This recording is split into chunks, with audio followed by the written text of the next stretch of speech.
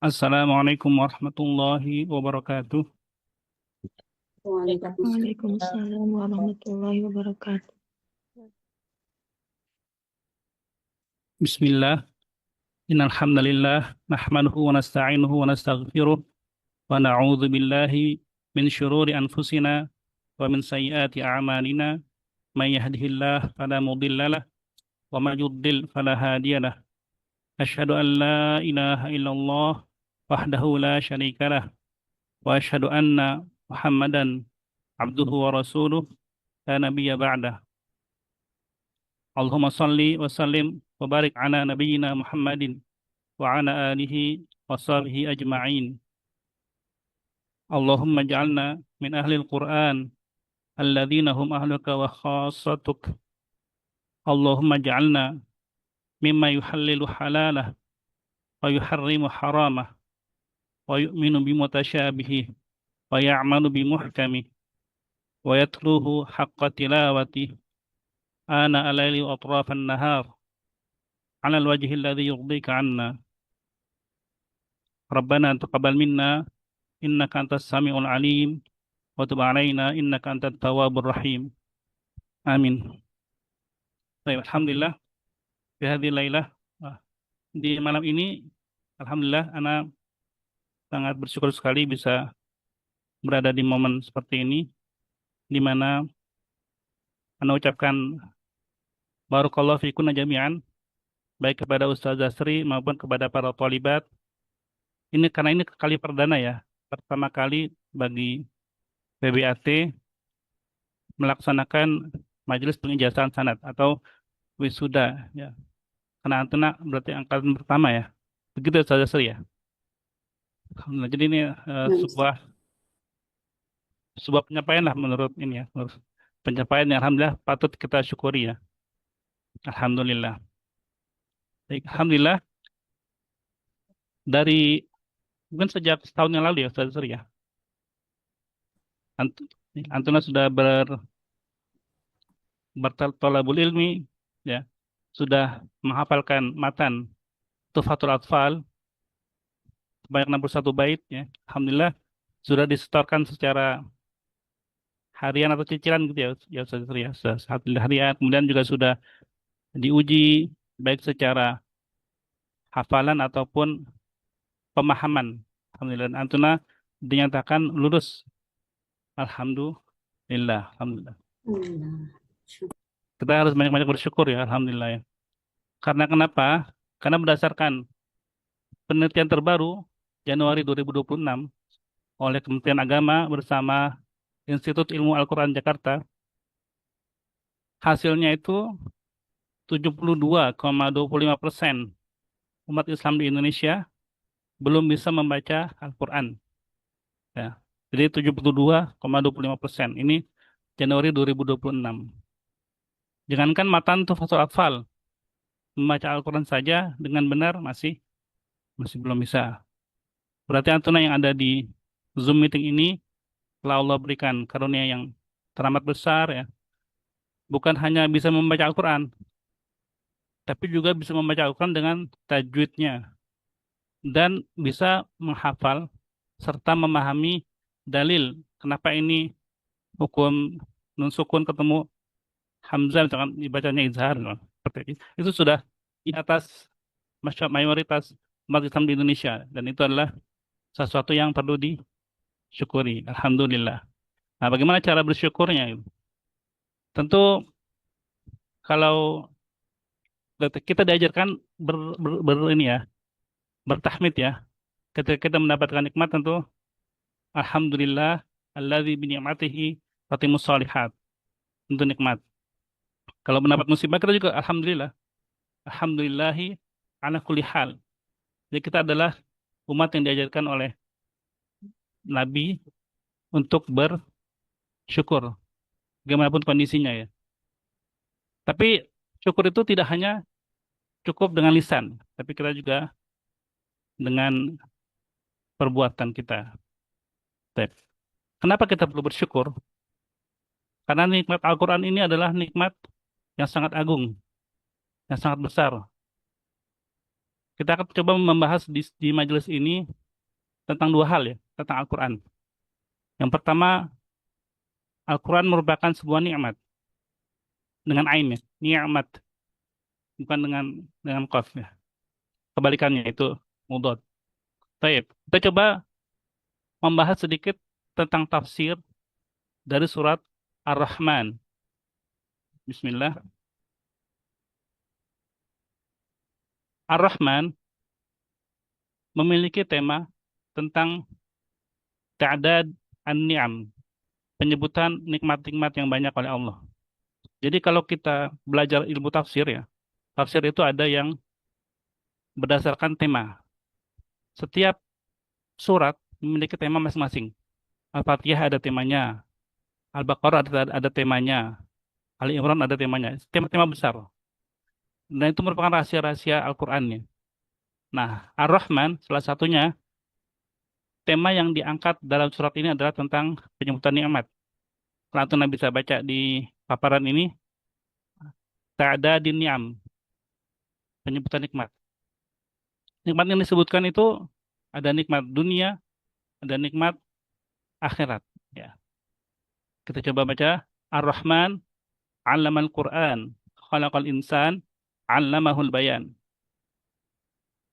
Sebelum ke ayat semua ayat ini ya, kita coba gali dengan surat Ar-Rahman ya. Surat Ar-Rahman Makkiyah atau Madaniyah. Jadi beberapa pendapat mengatakan Ar-Rahman merupakan surat Makkiyah. Ada juga yang mengatakan surat Madaniyah. Ada juga yang mengatakan beberapa ayat turun di Mekah, beberapa ayat turun di Madinah. Akan tetapi, oh ya, Makkiyah Madaniyah ya, mal farqu bainahuma. Makkiyah adalah ayat-ayat yang turun sebelum hijrah. Sebelum hijrah ke Madinah. Walaupun turunnya di kota Madinah, tetap disebut Makkiyah jika turun sebelum hijrah. Adapun Madaniyah turun setelah hijrah, walaupun turunnya di kota Makkah. Jadi bukan di tempatnya Makkah berarti di Makkah berarti Makkiyah, di Madinah berarti Madaniyah, tapi berdasarkan fase setelah atau sebelum hijrah. Oke. Kita langsung ke ini ya, Bismillah. Beberapa ulama mengatakan lebih kuatnya ke Madinah, ke Makkiyah, ke Makkiyah. Dalilnya adalah surat ini turun setelah surat Al-Furqan. Ketika orang-orang musyrik Quraisy diperintahkan sujud kepada Ar-Rahman. Lalu mereka menjawab, "Wa man Rahman?" Siapa itu Ar-Rahman? Anasjudu lima ta'muruna? Apakah kami akan sujud seperti kamu perintahkan? Nah, kalau menjelaskan di sini Ar-Rahman, Allamal Quran, dan seterusnya. Kemudian dalil yang kedua, pernah belajar sirah Nabawiyah di mana ada seorang sahabat bernama Ibnu Mas'ud dengan gagah berani mendekat ke Ka'bah ketika orang-orang kafir Quraisy sedang berkumpul, lalu membacakan surat. Dan kemudian setelah itu dipukuli oleh kaum Quraisy. Nah, surat yang dibaca oleh Ibnu Mas'ud adalah surat Ar-Rahman. Nah, itu adalah di kota Makkah dan di masa sebelum hijrah. Maka eh, yang lebih dimenangkan atau dikuatkan adalah surat Ar-Rahman merupakan Makkiyah. Sekarang Ar-Rahman. Ar-Rahman. Kenapa nggak Ar-Rahim? Ar-Rahim. Alam Al-Quran. Kenapa nggak Ar-Rahim? Di sana ada perbedaan antara Ar-Rahman dan Ar-Rahim. Ada perbedaan dan ada perbedaan pendapat Ar-Rahman dan Ar-Rahim itu ya. Yang pertama Ar-Rahman, ada yang mengatakan Ar-Rahman jadi gini, pertamaannya dulu ya. Persamaannya Ar-Rahman dan Ar-Rahim sama-sama menunjukkan sifat rahmah. Rahmah artinya kasih sayang. Hanya saja Ar-Rahman kasih sayang Allah kepada siapa saja. Pada siapa saja. Beriman, kafir, taat, maksiat, semua dikasih nikmat. Ya. Kalau Ar-Rahim hanya pada yang beriman. Ini pendapat pertama. Ada pendapat kedua mengatakan bahwa Ar-Rahman berkaitan dengan sifat dzatiyah Allah. Sedangkan Ar-Rahim berkaitan dengan rahmat Allah kepada atau yang mengenai makhluknya. Karena ternyata kalau kita perhatikan juga di Al-Quran itu juga disebut ya, yang bin nasi raufur ya. Jadi Ar-Rahim itu juga kepada manusia gitu disebutnya. Ya. Baik. Yang perbedaan ketiga, ya perbedaan ketiga, Ar-Rahman itu hanya didekatkan kepada Allah, hanya dinisbatkan kepada Allah. Allah Ar-Rahman tidak bisa atau tidak boleh manusia itu disebut Ar-Rahman. Sedangkan Ar-Rahim itu bisa. Dalilnya adalah di surat At-Taubah. Laqad ja'akum rasulun min anfusikum azizun 'alaihi ma anittum harisun 'alaikum bil mu'minina raufur rahim. Itu tentang Nabi. Ya. Raufur rahim. Rahim itu bisa dinisbatkan kepada manusia. Seperti itu. Adapun Ar-Rahman hanya Allah. Baik, kita ke makna ini, tema surat Ar-Rahman. Ar-Rahman alamal Quran. Ketika tema besar surat Ar-Rahman menyebutkan nikmat-nikmat yang Allah berikan kepada semua makhluknya, baik manusia ataupun jin. Yang pertama disebut adalah Al-Quran. Ya. Allamal Quran. Baru setelah itu khalaqal insan. Kenapa tidak manusia dulu misalnya ya? Kalau kita belajar bahasa Arab ya, ilmu nahwu ya, kata allama itu memiliki dua maf'ul. Ya. Jadi ada fiil yang memiliki satu maf'ul, ada yang memiliki dua maf'ul, dan ada yang tidak perlu maf'ul bih ya. Kita kasih contoh misalnya di surat Al-Baqarah. Wa'allama Adam al-asma'a kullaha. Wa'allama Adama al-asma'a. Di situ disebutkan Allah mengajarkan Adam, maf'ul yang pertama. Al-asma'a, maf'ul yang kedua. Jadi Allah mengajarkan Nabi Adam semua nama, gitu kan? Nah, sedangkan di sini Allah menyebutkan Ar-Rahmanu 'allamal Qur'an. Di mana? Pada siapa Allah mengajarkan Al-Qur'an? Di sini tidak disebutkan. Ini menunjukkan bahwa penyebutan Al-Qur'an ini tanpa menyebut maf'ul yang kedua atau tidak tanpa menyebut siapa yang diajarkan karena untuk menunjukkan nikmat yang terbesar bagi manusia adalah pengajaran Al-Quran itu sendiri. Meskipun manusianya tidak disebutkan, ya. Meskipun manusianya baru disebutkan di ayat ke-3, khalaqal insan. Allah menciptakan manusia. Seperti itu.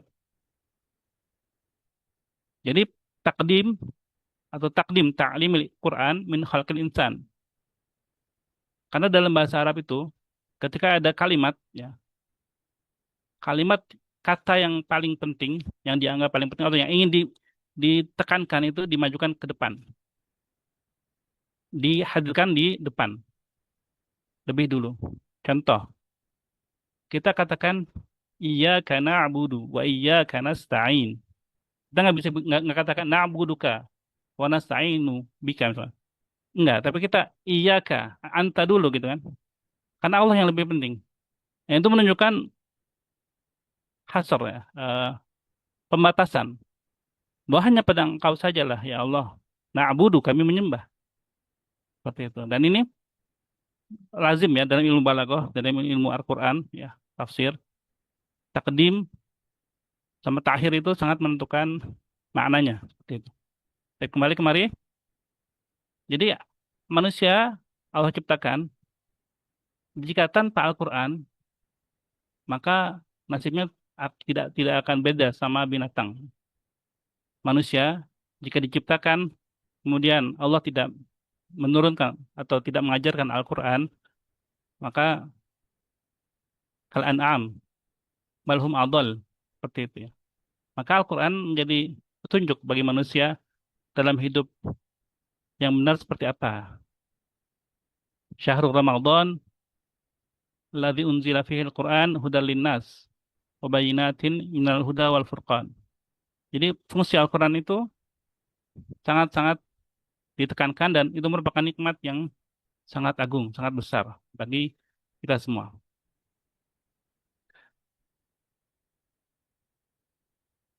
Dalil yang kedua, di surat Al-Hijr ayat 87 sampai 89.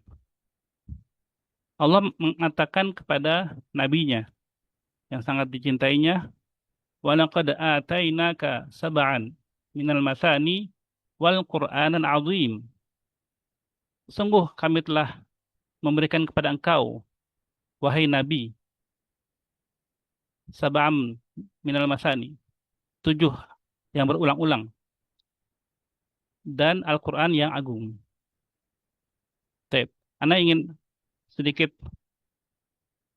meng-highlight hal ini ya. Ketika kita membaca Al-Quran, atau ketika kita menyampaikan Al-Quran, kemudian di sana ada kata domir yang menunjukkan pada Nabi Muhammad Shallallahu Alaihi Wasallam, walaqad atainaka anta. Anta di sini adalah Nabi Muhammad. Mungkin di tafsir juga bisa dibilang, sungguh kami berikan kepada engkau, wahai Muhammad, gitu ya. Tapi kalau kita secara adabnya, mungkin lebih baik kita akan menggunakan wahai Rasul atau wahai Nabi. Begitu. Jadi tidak langsung ya Muhammad. Jangan kita katakan ya Muhammad. Antuna boleh cari di Al-Quran, adakah ayat ya Muhammad? Tidak ada. Ya Nuh ada. Ya Adam ada. Ya Hud ada, semua ada. Tapi ya Muhammad tidak ada. Khitab atau panggilan kepada Nabi Muhammad tidak dengan nama beliau. Ya, tapi ya ayuhan Nabi. Ya ayuhan Nabi. Misal di surat At-Tahrim, At-Tolak, ya, atau ya ayuhan Rasul. Seperti itu. Jadi, dan ini sangat sesuai dengan perintah Allah sendiri di surat An-Nur. La taj'alu du'a ar-rasul bainakum kadu'ai ba'dikum ba'da. Dan kalian samakan panggilan kepada Rasul di antara kalian seperti kalian memanggil sesama kalian gitu. Ya. Jadi secara adab kita akan lebih sangat sangat lebih baik ketika kita menerjemahkan, misalkan jangan katakan ya Muhammad tapi katakan wahai Nabi. Seperti itu, ini highlight ya sedikit. Baik, kemudian yang menarik adalah di sini kenapa sab'an minal masani? Apa itu sab'an minal masani? Ada yang tahu? Apa itu? Al-Fatihah Ustaz. Fatihah. Apakah Al-Fatihah bukan Quran? Quran juga. Nah, kenapa di sini dibedakan? Sab'an minal masani wal Qur'anul azim. Nah, kenapa kira-kira dibedakan? Oh ya, di sini nggak pakai ini ya. Oke, Tim. Taib. Anda akan jawab langsung. Jadi, dalam pembicaraan kita pun sering seperti ini ya. Misalkan, pada Bapak Presiden, yang kami hormati, kepada Bapak Wakil Presiden, dan lain-lain, terus dan kepada para hadirin. Apakah Presiden bukan hadirin? Hadirin juga, gitu. Jadi, memang dikhususkan karena dia memiliki ya presiden ya. Masa pada para hadirin terus presiden nggak disebut ya. Kan tidak seperti itu. Nah, di sini juga sama. Ketika sesuatu hal yang sebenarnya dia masuk dalam Quran, Sab'an minal matani ini termasuk Quran. Tapi dia dipisahkan. Sab'an minal matani wal Qur'anul azim. Karena yang menekankan agungnya surat Al-Fatihah. Sab'an 7 ya, 7 ayat yang diulang-ulang, yaitu Al-Fatihah. Itu jawabannya sudah benar. Ya. Dan dia adalah Al-Quran. Terus bagaimana tadi yang sudah Anda jelaskan di eh, tamsilnya ya, perumpamaannya ya. Begitu juga dengan misalkan inna sholati, inna sholati wa nusuki wa mahyaya wa mamati lillahi rabbil alamin. Nusuk itu ibadah. Apakah sholat bukan ibadah? Sholat ibadah. Tapi kenapa dibedakan? Karena sholat yang paling paling utama gitu ya. Amal yang dihisap, yang diperhitungkan pertama kali sholat. Kalau sholatnya baik, semuanya baik. Kalau sholatnya buruk, semuanya buruk. Maka sholat disendirikan. Begitu juga dengan di surat Ar-Rahman juga ya. Fihima fakihatun wa nakhlun wa rumman. Di dalam surga itu, di dalam kedua surga itu ada buah-buahan, ada kurma dan ada delima. Nah, apakah kurma bukan buah itu? Enggak, tapi khususan di penyebutan sendiri itu menunjukkan sesuatu yang wah, ada sesuatu yang hebat, ada sesuatu yang luar biasa, makanya dikhususkan. Baik, di sini Allah mengatakan kepada nabinya bahwa Allah telah memberikan Al-Fatihah dan Al-Quran. Maka pesan selanjutnya adalah la tamuddan ainaika ila ma matta'na bihi azwajan minhum. Jangan kau panjangkan pandanganmu pada orang-orang yang kami berikan nikmat dari mereka, itu dari orang-orang kafir. Ya. Wala tahzan alaihim, dan jangan merasa sedih dengan mereka karena mereka tidak beriman. Gitu. Wahfid janahaka lil mu'minin. Merendahkanlah sayapmu pada orang-orang yang beriman. Wa qul inni anan nadhirul mubin, dan katakanlah sungguhnya aku adalah pemberi peringatan yang nyata. Jadi dari sini kita belajar bahwa sebenarnya adalah Al-Quran itu nikmat yang sangat, sangat agung. Sampai-sampai Allah mengatakan kepada nabinya, jangan lihat orang-orang yang Allah telah beri nikmat dan wah hebat nikmat, misalkan kita merasa nikmat yang diberikan kepada orang lain itu lebih hebat. Misalkan kita sudah mendapatkan nikmat Al-Quran, kemudian kita melihat orang lain yang mendapatkan nikmat selain Quran, misalkan rumah yang mewah atau mobil yang bagus gitu kan, merasa wah tandanya aku memiliki hal seperti itu. Nah, jangan seperti itu gitu. Di sini kita baca dulu hadisnya. Wa fi hadis Abi Bakar radhiyallahu anhu taala, baik. Man utiyal Quran, siapa yang diberikan Al-Quran, siapa yang dianugerahkan diberikan nikmat Al-Quran, faro'a anna ahadan utiya minad dunya afdal mimma utiya, maka dia melihat ada seorang lain ya yang diberikan nikmat dunia yang lebih baik dari apa yang dia miliki, faqad saghara aziman, maka dia sungguh telah mengecilkan nikmat yang besar. Jadi ketika kita mendapatkan nikmat Al-Quran, misalkan saat ini sudah selesai matan Tuhfatul Atfal, Masya Allah, Alhamdulillah. Kemudian melihat orang lain, wah udah S2 misalnya, udah S2 tapi jurusannya jurusan ekonomi lah, atau misalkan teknik lah, atau apa gitu, yang bukan berkaitan dengan agama, kita merasa wah hebat ya, ibu-ibu itu udah bisa S2, S3 gitu. Nah, jangan sampai seperti itu. Sungguh seperti itu, kalau seperti itu maka faqad saghara aziman wa 'azzama saghira. Maka sungguh kita telah mengajarkan nikmat yang Allah kasihkan berupa Al-Quran yang lebih besar sebenarnya. Cuma kita kecilkan. Dan kita membesarkan yang dulunya kecil itu. Karena nikmat dunia itu kecil dibandingkan apa-apa yang telah Allah berikan kepada kita. Baik. Kemudian di hadis yang berikutnya, ini anak-anak secara bahasa anak saja ya. Jadi suatu ketika lewat rombongan Yahudi, kafir Yahudi, Bani Quraidah dan Bani Nadir. Kafilah dagang ya, ada 7 ya. Di situ banyak macam-macam gandum, ada parfum, ada perhiasan gitu kan, dan barang-barang lainnya. Maka para sahabat berkata, faqala muslimun berkata, seandainya kami memiliki harta-harta itu, sungguh kita akan semakin kuat dan sungguh kami akan menginfakkan harta-harta tersebut di jalan Allah. Maka Rasulullah berkata pada mereka, sungguh kalian telah diberikan 7 ayat, 7 ayat Al-Quran. Hiya khairun min hadhil qawafil 7. Tunggu, Al-Fatihah itu lebih utama, lebih baik daripada 7 kafilah itu. 7 apa namanya? Rombongan itu ya, rombongan yang membawa barang-barang dagangan itu. Jadi Allah katakan Wa laqad atainaka sab'an minal mathani wal Qur'anal azim. Dan Rasulullah juga mengajarkan kepada para sahabatnya kan. Laqad u'titum sab'a ayatin ya khairun min hadhil qawafil sab'a.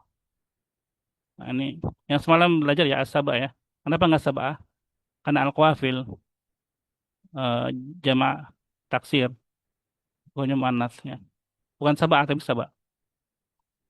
Baik, itu jadi kita menyadari ya, keutamaan yang Allah berikan kepada kita bukan untuk kita sombong. Oh, saya dong hebat dong. Udah ada hafal matan tuh hafal asal, bukan seperti itu. Tapi supaya apa? Supaya kita makin bersyukur. Kamu sudah dikasih rezeki berupa pemahaman terhadap ilmu tajwid, dalil-dalilnya. Bersyukurlah. Jangan sia-siakan yang sudah kamu pelajari setahun, 2 tahun, 3 tahun ini. Jangan sia-siakan itu. Jadi maksudnya seperti itu. Jadi kita menyadari nikmat yang telah Allah berikan kepada kita itu supaya kita sadar, supaya kita bersyukur. Jangan sampai kita nyanyiakan gitu kan. Apakah kita menyadari nikmat Al-Quran itu pada kita? Gitu ya. Jangan sampai ketika telah hilang nikmat tersebut baru kita sadar, oh iya ya. Jangan sampai ketika setelah selesai itu terus sudah selesai nggak baca Quran gitu kan. Atau jarang-jarang. Atau nggak di murojaah jadi lupa lagi. Waduh, waktu itu ingat, gitu. Sekarang udah lupa. Naudzubillah, jangan seperti itu. Nah, nikmat itu akan terasa kalau udah hilang ya. Biasanya seperti itu ya. Makanya orang sakit doanya cuma satu. Ya Allah cepat sembuh gitu. Karena nikmat sehat itu baru kerasa banget ketika sakit ya Allah. Enak juga sakit. Ya, nggak enak sakit ya. Pengen sembuh saya ya Allah gitu. Maka doanya cuma satu.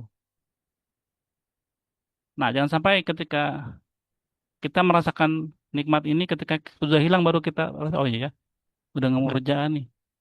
Udah 7 tahun yang lalu itu. Udah lupa ya Allah. Jangan sampai seperti itu. Itu pesannya. Jadi kita bersyukur pada Allah dan murojaah terus juga. Karena kata Ustaz Firanda, sejauh mana keterkaitan kita dengan Al-Quran, maka sejauh itu kita akan bahagia. Karena bahagia itu kan nikmat. Kalau nikmat Al-Quran itu yang paling agung, maka nikmat bahagia pun ketika kita bersama Al-Quran. Seperti itu. Jadi, ini kata Utsman bin Affan radhiyallahu anhu. Ada beberapa redaksi ya. Ada yang kulubuna, ada yang kulubukum. Tapi intinya sama ya. Lau tahurat qulubuna masyabi'at min kalamillah. Sekiranya hati kita ini bersih, tidaklah ia akan jemu membaca Al-Quran. Nah, cara bersyukur ketika kita sudah belajar ilmu tajwid, sudah hafal matan tufatul atfal, hukum-hukum nun sukun, mim sukun, dan lain-lain ya. Sudah paham juga. Ya, bersyukur ya dengan membaca Al-Quran itu, salah satunya. Kalau bisa lagi dengan mengajarkannya, supaya menjadi orang-orang yang terbaik. Kata Syekh Al-Farabi terbaik ya, terbaik. Khairukum man ta'allama al-Qur'ana wa 'allamahu. Sebagai kalian adalah yang belajar kemudian mengajarkan Al-Quran itu. Jadi semakin memperbanyak belajar, makin tilawah, banyak tilawah atau juga mengajarkan yang sudah kita dapat supaya tidak hilang. Nah, apalagi kata Dr. Aisyah Dahlan, itu biasanya ibu kenal ya. Dr. Aisyah Dahlan katanya ya, nggak tahu benar atau nggak secara ini ya. Setiap hari perempuan harus bicara minimal 16.000 kata. Bila kurang dari itu, perempuan susah tidur malam. Ya, itu kata Dr. Aisyah Dahlan. Ketimbang ngomong-ngomong yang tidak bermanfaat, ya kan, ngumpul tetangga, contohnya ngerupi misalnya. Nah, perbanyaklah baca Al-Quran. Insya Allah, memperbanyak baca Al-Quran, satu hurufnya aja satu huruf 10 kebaikan ya. Insya Allah ya. Itu akan sangat banyak pahala ya, kebaikan yang kita dapat itu akan sangat banyak. Kita memperbanyak membaca Al-Quran. Lau tohrat qulubuna, sekiranya hati kita ini bersih, masyabihat min kalamillah, dia tidak akan kenyang dengan Al-Quran gitu. Dan insya Allah malam-malam pun akan mudah tidur gitu, karena sudah mencapai 16.000 kata gitu. Kalau sehari bisa sejus, 2 juz, 3 juz ya. Insya Allah. Ketimbang hal-hal yang misalkan, kalau di komplek biasanya gitu ya, ibu-ibu di komplek sore-sore misalkan ketemu di mana ngobrol apa gitu. Jadi kita perbanyak baca Al-Quran. Nah, sayangnya mungkin nggak semua orang merasa ini ya, merasa apa ya bisa ya, gitu. Ada yang mengatakan makanan yang enak sekalipun ya, makanan yang nikmat sekalipun, kalau kita sedang sakit itu tidak akan terasa nikmat. Benar ya? Benar apa betul? Betul, Ustaz. Ya. Begitu juga ketika misalnya kita melihat, kita merasakan, oh kayaknya saya baca Al-Quran baru 5 menit, udah gelisah gitu ya. Lihat ujung-ujungnya, kapan nih ayat terakhirnya di surat ini. Nah, bisa jadi mungkin kitanya lagi kurang sehat ya. Kalau makanan mungkin badan kurang sehat. Nah, kalau kita baca Al-Quran kurang nikmat, bisa jadi hati kita yang kurang sehat. Maka kita harus banyak-banyak membersihkan hati gitu. Kalau kata Ajim, jagalah hati, jangan kau kotori. Jagalah hati dan tera hidup ini. Seperti itu ya. Masya Allah. Baik. Yang kedua, yang pertama tadi apa?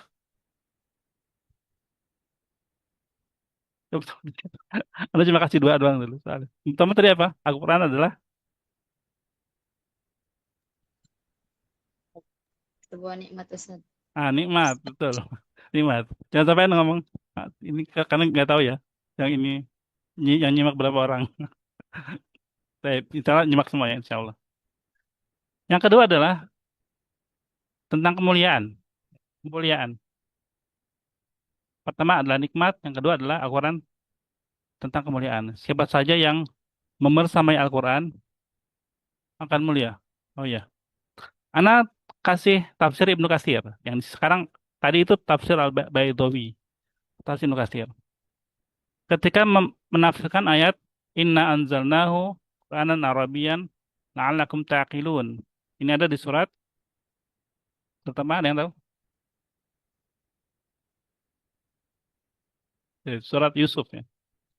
Baik, kita anda bacakan. Wadzalika li'anna lughal Arabiyyah afsahul lughat. Jadi semua hal yang terkait Al-Quran maka dia akan mulia gitu. Bahasanya paling mulia, dijadikan mulia ya, karena bahasa Al-Quran, afsahul lughat, wa abyanuha, wa awsawaha, kemudian asyraful kutub, asyrafil lughat kan yang tadi di sini. Kemudian ala asyrafir rusul, kepada Rasul yang paling mulia, yaitu Nabi Muhammad Sallallahu Alaihi Wasallam. Wa bi sifarati asyrafil malaikah, dan juga kepada utusan malaikat yang paling mulia, yaitu malaikat Jibril. Wa kana dzalika fi asyrafi biqail ardh, di belahan bumi yang paling mulia, yaitu di Makkah. Wabtada'a inzaluhu fi asyrafi syuhur di sana, wa huwa Ramadan. Nah, di bulan yang paling mulia, bulan Ramadan, ya. Fakamula, maka lengkaplah, sempurnalah dari segala sisi min kulli wujuh, gitu. Jadi Al-Quran itu dari awalnya sudah mulia. Nah, ketika kita mendekati Al-Quran, ketika kita memperbanyak interaksi dengan Al-Quran, maka insya Allah kita akan mulia. Ya, kertas aja, kertas, kalau isinya bukan Al-Quran, itu bisa jadi bungkus gorengan. Ya. Tapi kalau jadiin mushaf buat nulis Al-Quran, insya Allah dimuliakan ya, ditaruh di tempat tinggi, di bawah hati-hati, jangan sampai masuk ke toilet misalkan, dikasih minyak wangi mungkin ya, gitu. Itulah ketika kita berteman dengan Al-Quran maka insya Allah kita akan Allah muliakan juga. Sudah bisa saya Sri. Sudah Sri. Nah, Ustaz. Gimana? Masih ada beberapa set lagi. Ya 2 menit lagi Ustaz. Baik. Ini terakhir ya. Nah, Ustaz. Kemuliaan yang lainnya. Ini hadis, anda mau kasihin juga. Langsung aja ada di matanya ya. Bismillah. Anas bin Malik, dari Anas bin Malik. Ini sahabat Nabi, ya. Khadim Khadim an-Nabi, pelayannya Nabi ya. Qala, qala Rasulullah sallallahu alaihi wasallam, lillah minan nas ahlun. Allah memiliki keluarga dari kalangan manusia. Aneh nggak sih? Agama kita agama tauhid ya. Allah lam yalid wa lam yulad. Wa lam yakul lahu kufuwan ahad. Laisa lahu sahibah. Kan? Nggak punya istri. Tapi kalau ada keluarga gitu. Nah, ini menunjukkan bahwa ini secara ini ya, bukan secara nasab ini ya, tapi secara bahasa untuk supaya iltafata itu, supaya pendengar itu menjadi perhatian pada yang diucapkan. Ah, maksudnya apa nih gitu kan? Lillahi minanas ahlun. Maka seperti itu, maka para sahabat bertanya, "Qila, manhum ya Rasulullah?" Siapa itu mereka ya Rasulullah? Untuk menarik perhatian para sahabat ini. Qala ahlul Quran, ahlul Quran, hum ahlullah wa khassatuh. Itu. Anda coba tadi Anda mau bawain mau bawain ini nih, mau bawain kisahnya Uzair. Qalat Yahudu Uzairu ibnullah. Kenapa Uzair dianggap anak Allah? Karena Uzair itu hafal Taurat, hafal Taurat. Ketika itu terjadi peperangan besar, penyerangan besar oleh Bukhtan Nasor atau Nebukadnezar. Bani Israel dihancur leburkan. Tauratnya hilang. Yang tahu Tauratnya di mana itu cuma Uzair sama bapaknya. Nilalah Uzair lagi sedang mau ngambil Taurat, lihat suatu kota hancur lebur itu kan. Terus berkata gitu kan, berkata. eh, surat- yang di surat ini ya, di surat Al-Baqarah sebenarnya. Nah, kemudian terus pertanyaan itu, ini kota gimana cara bangun ini lagi nih gitu kan. Akhirnya tertidur di situ, nyata tidur selama 100 tahun. Ini ada di surat Al-Baqarah. Tidur 100 tahun. Benar Allah bangunkan, kamu tidur berapa? Mungkin setengah hari, mungkin sehari. Kamu tidur 100 tahun. Tuh. Akhirnya dia kembali ke rumahnya, udah berubah semua, udah jadi bagus, udah 100 tahun kan. Nah, ternyata dia ketemu keluarganya yang dulu, akhirnya, kamu siapa? Uzair. Nah, kan yang tahu Taurat cuma Uzair. Maka akhirnya mereka mengakui Uzair setelah saya tahu tempatnya kan. Udah ke sana ternyata Tauratnya sudah 100 tahun ya, sudah lap, tuh, lap, udah nggak bisa oh, mereka udah nggak punya Taurat. Nah, ajaibnya Allah kasih Uzair kepemahaman dan hafal betul hafal Taurat gitu. Nah, karena itu mereka beranggapan luar biasa ini Uzair bisa hafal Taurat. Siapa lagi kalau bukan anaknya Allah sendiri gitu. Maka mereka menjadikan Uzair, menganggap Uzair sebagai anak Allah. Maqalatil Yahudu Uzairun ibnullah gitu ya. Seperti itu. Jadi, nah sedangkan kita kalau misalkan kita berinteraksi dengan Al-Quran, ini insya Allah kita akan menjadi ahlullah, keluarganya Allah. Tapi bukan untuk disembah ya. Ini artinya penghormatan karena kita berinteraksi dengan Al-Quran begitu lama di dunia, gitu, sampai mencegah kita dari tidur, kan. Maka di akhirat nanti kita akan dekat dengan Allah gitu. Seakan-akan seperti keluarga gitu. Maka lillahi minnas ahlun. Kan seperti itu. Baik, alhamdulillah selesai ya, Ustaz ya. Jadi pesannya ada dua tadi, bahwa Al-Quran adalah nikmat Allah, maka kita perlu syukuri. Dan ketika kita bersyukur, maka Allah tambahkan nikmatnya. Yaitu kita akan mendapatkan kemuliaan dengan Al-Quran. Maka kita perbanyak berinteraksi dengan Al-Quran, baik membacanya, ataupun memahami tafsirnya, ataupun menghafalkannya. Apalagi di bulan Ramadan ini, insya Allah akan dekat, kita perbanyak interaksi kita dengan Al-Quran. Sebagaimana Rasul Sallallahu Alaihi Wasallam juga memurjah atau belajar kepada malaikat Jibril. tiap malam di bulan Ramadan. Seperti baik, mungkin itu dari Ana.